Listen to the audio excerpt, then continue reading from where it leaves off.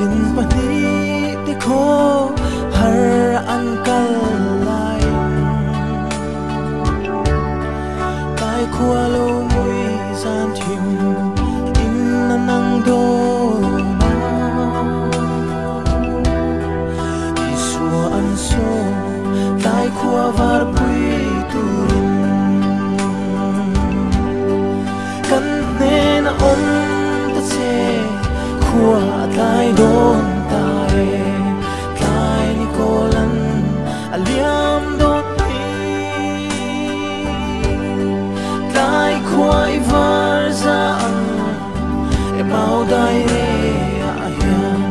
chun ni aliam zan thim in minang si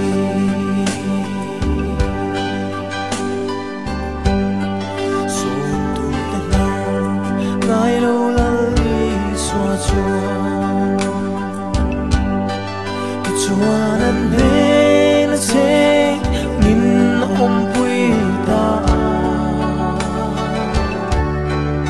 khamuan na re thei to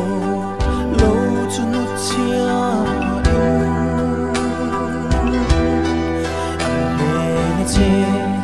in om pui ta kan ne na om ta che khua tai don tai tai ni kolan aliam don pi tai khuai var za ang e mau dai re a hiam chun ni aliam zan thim in minang si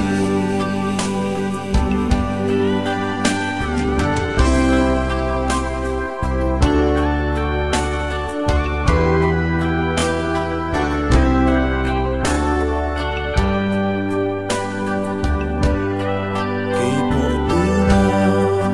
kason chalani su ka khovel dam lai ni at lak mange yanin min om puin kai kwa min var pui vela ka tharau lo ka gro ilal iswa kan ne na om ta che khua tai don tai tai ni kolan aliam don pi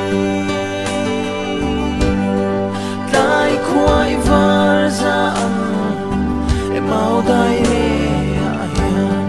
chun ni aliam zan thim in minang si